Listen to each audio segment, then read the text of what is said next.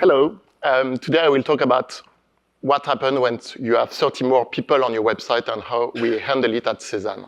First of all, I would like to introduce our what we call archives. Archives are our big day. It happens twice a year in January and June. And with the difference with the sales, as you may know, we don't do archive on the current collection. We do archive on the last year and previous year collection because we don't want our customer to be frustrated to buy full price item 3 weeks before the archives and the sales. So we do that to benefit and to have a better customer experience. We have, of course, a high expectation from our customers all over the world. And I will show you what happened on the platform when everyone comes and try to buy our dress, our clothes, and our bags. So what happens when you go from a day like this, a normal day? As you can see, it's almost flat. There is no peak. Everything is normal for us. To this, as you may see, there is a huge peak. It's 30 more traffic than a normal day. And in this session, I will try to give you some tips and explain you how we handle this and what we discover in such day. Quick introduction about Cezanne. Cezanne, we are a fashion brand born on internet. We sell clothes, bags, and beautiful accessories. We were born 12 years ago on the internet. We also have some locations. We have shops. There is one shop in New York, not far from here, if you want to visit us. And we also have a brand for children, kids, and men, which is October edition. I'm CTO of Cezanne since 6 years, and today I will talk about some architecture choice that we made so you will better understand how we handle such big day. We do all our development in-house, so we are not on Shopify or Salesforce Commerce Cloud. We have made the choice a few years ago to develop our own solutions to better match our customers on employee needs. We also have one API for every services. We also do our POS, the system, the cashier system on our locations. And we are fully hosted on AWS. So the architecture looks like this. It will help you to better understand the next slides. It's not very original. It's quite common architecture, but still, this is something that we do in-house, and we handle everything with a dedicated team. Few words about the integration with Datadog. We started working with Datadog when we decided to do a refactoring of our platform. It was 6 years ago. We went from a legacy, monolithic, and on-premise platform to a cloud-based platform developed with our dedicated teams. During several months, we did green-blue. So one request were going to the legacy platform and also on the new platform. And with Datadog, we were able to monitor and to be sure that the request has the same result on the legacy and on the new platform. It was really important for us to do that because when we switch, nothing happens. And it was a good point because we wanted the same result for the new and the legacy platform. We also needed some customer monitoring to track every error. And it was really important for us to have an overview of what happened on the platform. So how do you observe on a special day? How do you monitor when you have a huge peak of traffic? What's the difference between a normal and a day like this? First of all, the infrastructure is much bigger. For example, we added 400 hosts on top of the 40 hosts that we normally have. So it looks like this. You have on the left the normal day and on the right the archives day. So it's much more complicated to monitor because you have a lot of hosts and you don't know where to look. And I will give you some tips that we learn during this day. First tip, don't rely on monitors that are based on fixed value. For example, on this special day, on our Slack, it was terrible. We have a lot of notification because the monitors that normally don't ring and don't are in one mode, it was ringing a lot because some of our monitors were based on fixed value. So, of course, in such day, when you have 30 more traffic, all your monitors, if they are based on fixed value, they will be activated. So set them to relative value. all the time, not for the special day or not for a peak day, but set them to relative value and it will help you a lot. Second tip, if you do sampling, you know that you can do that on Datadog. You can sample your logs to pay less or because you don't need to have a lot of logs. In this special day, we were blind at 9:30 in the morning because we set the limitation of our logs to, let's say, 1 million logs. But at 1:30, it was already used because we have 30 more traffic. So in such day, my second tip would be remove the sampling if you can, of course, because you will need to monitor the whole day and you will need those logs. So this was 2 tips that I wanted to share, but I also want to share you a problem that we detect during such day.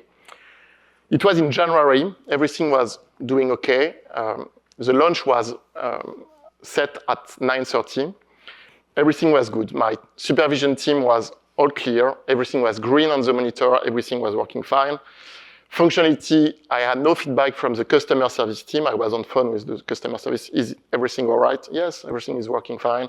People are buying. They are quite happy. So very good. The monitors were all green, as you can see, except one thing. And to be honest, it was by luck that we discovered that. This graph, as you can see, you can say, okay, this is a normal graph, everything is working fine. But one of my developers said, I think there is a problem. This graph is the average of the files handles that is used by our host.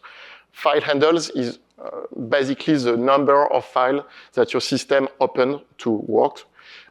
And one of my developers told me, I think there is a problem. It shouldn't be like this. The whole here, it's flat. I know there is more traffic, but it's not linked to traffic. It should be flat. So we said, okay, let's investigate. Hopefully we have time because everything was green on the other side. So we said, okay, there is a problem. And how did we do that? How we investigate and how we try to what was behind this? In fact, we graph by host. The previous slide was the graph, the average value of all the hosts. If you graph by host, you can see that there is 1 or 2 hosts that are not going well. And when you have, let's say, 200 hosts, the average line will be flat, in fact, if there is 1 or 2 hosts that are not doing well. But if you graph host by host, as we can see on this slide, you can see that there is a problem in this. So we were asking the question, why is this virtual machine having error? Is it impacting our customers? It was, of course, the more important question that we had. And why didn't see this earlier? So we investigate. We say, okay, there is a problem on one host. We try to get the logs. The logs was not there because we did some sampling. So it was complicated. But at the end, we find the reason. I think you all have some cron jobs. You know, cron jobs that you launch on daily basis, basics, or hourly basis. You can launch cron job every minute. This was the case. And we had some cron jobs that were not monitored by Datadog. This is pretty common, in fact, not to monitor some commands that you launch by hand or commands that are launched by cron or by worker, let's say. And unfortunately, our cron jobs were not monitored by Datadog. So these commands were launched on every host of the platform. It was randomly launched on the one host. It was totally random. And we discovered that a normal job that took 5 seconds, this special day took 90 seconds. And it was a big issue for us because these commands were, in fact, adding and removing the stock on the website. So we were adding more and more stock on the website. People were buying more and more products because, of course, we were adding them. Why they shouldn't buy them? And it was a very problematic issue. I will not enter in detail how we fix this. It was a lot of SQL queries. It was a lot of panic, but we did at the end fix this, and no customer were impacted at the end, fortunately. But this is what I wanted to show you, that if you don't monitor your task, if you don't monitor your commands that are not, in fact, on your monolithic API or on your main service, you will maybe miss something. So this is what we learned from this special day. So what we did, of course, we put the agent on all the commands launch. You have to do this. even if you launch a command by hand manually, maybe one of your developers go on the platform and want to launch a command, this should be monitored. Don't let any command not be monitored by Datadog.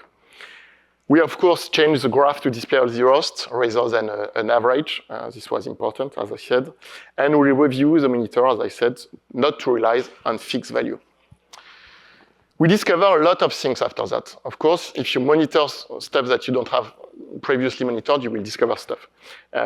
It was 5 years that we were on Datadog, and 5 years that the cron command and the workers commands were running without any monitoring on our side. So we discovered, for example, commands that took 7 minutes on the platform. Okay, so we fixed that, of course, after that. We discovered SQL queries that took more than 10 minutes on the platform. So of course, when we remove this, when we optimize this, when we add some index, for example, it was much faster. We also reduced the sizing of our database. So we also earn some money. And right now, we better troubleshoot. For example, I will tell you a story of a real case that we had not far from, it was 2 months ago, in fact. We were deploying a new feature on the platform. Okay, basically, we do 2 or 3 deployments on the live environment every day. One of my developers told me, okay, it's going well. I will just monitor 1 hour or 2 hours. And he discovered a bug, which is quite normal, okay, let's say. This bug was affecting only 1 people. Okay, not a problem. We didn't roll back because 1 customer, it was okay. The developer fixed the bug in less than 30 minutes, okay? He fixed the bug and he told the product owner, I fixed the bug, can I go on production? Yes, sure, you can go. The production were deploying, we deploy the bug and I say, okay, I will contact the customer service and can you contact the client, the customer, because we have his phone number, we have everything, and tell him, okay, we have seen your bug, it's fixed now, you can buy again the items that you wanted. And the customer service called the customer, thank you very much, you fixed it already, excellent. The customer placed an order, he buys the item that he wanted, and we add a little gift on the order. And at the end, we had a customer very happy with that, because of this, because of all what we did on the platform and what we what we fix on the observability. Because of this, we had at the end a happy customer because we were able to see everything. And in fact, this bug was affecting 1 cron services that I was talking about. That's why I'm talking about it right now. So at the end, you have a happy customer because and thanks to the observability. This is a capture of the bug. So tomorrow, what will happen for us at Cezanne and how we will fix bugs and how we will monitor everything. I changed the slide yesterday because you announced some stuff, but tomorrow, why not a Bits AI dev agent that will fix the error, as I was talking before? Okay, maybe it will fix automatically, create a PR and push it on the repo. Why not? Why not also a Bits AI CI agent that will deploy the fix? Why not? It's quite easy, in fact, to click on the button to deploy on your CI tool. And at the end, why not a Bits AI customer service agent that will answer the customer? Okay, this is maybe the future, but why not, in fact? Everybody is working on AI, and answering the customer is not so hard when you have a lot of data of the previous answer on the previous tickets that the customer sent you and the customer service answer. So this is what we are working on.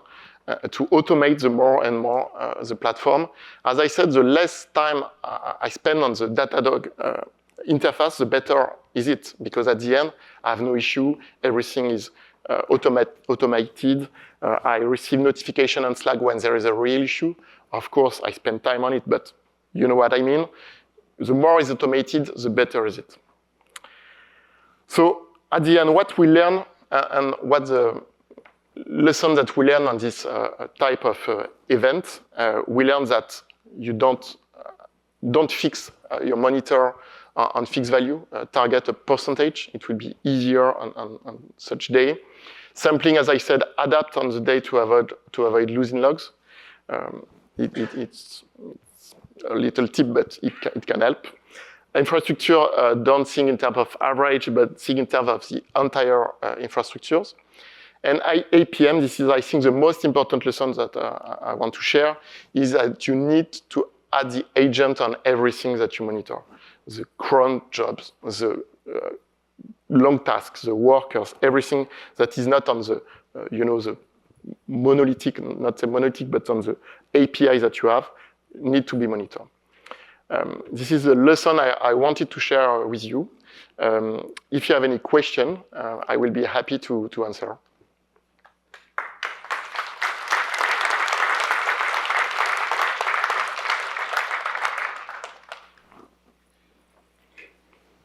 We got some microphones up here if anyone wants to come up and ask questions. I was curious, did you ever do load tests or simulations of the archives day traffic that either could have caught this, or how would you change those to maybe catch a problem like this in the future?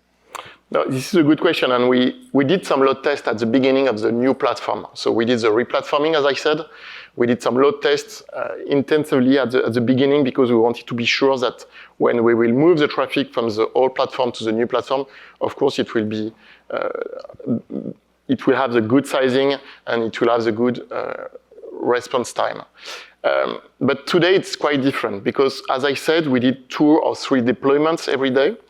So when we do that and when we have tools like Datadog, we have found that we don't need load test anymore because we are able to monitor every deployment. Okay, on Datadog you are able to see the versioning, so you can see the response time, for example, for the version, the current version and the previous version. You have beautiful graphs that do that. For heavy traffic like the archives, it's more complicated because it costs a lot, in fact, to build the infrastructure. If you need to set up the database, you need to buy the 24x Aurora RDS database, which costs a lot, of course, as you may know. So we did the choice to rely on the everyday platform. So if it works on the everyday, and if we monitor everything on a normal day, it works on a big day. Because, and thanks to the cloud, we are able to add more hosts to make the database more bigger. So thanks to the cloud, we don't need today some load test. We can do that, and it works pretty well, except when you don't monitor your cron jobs.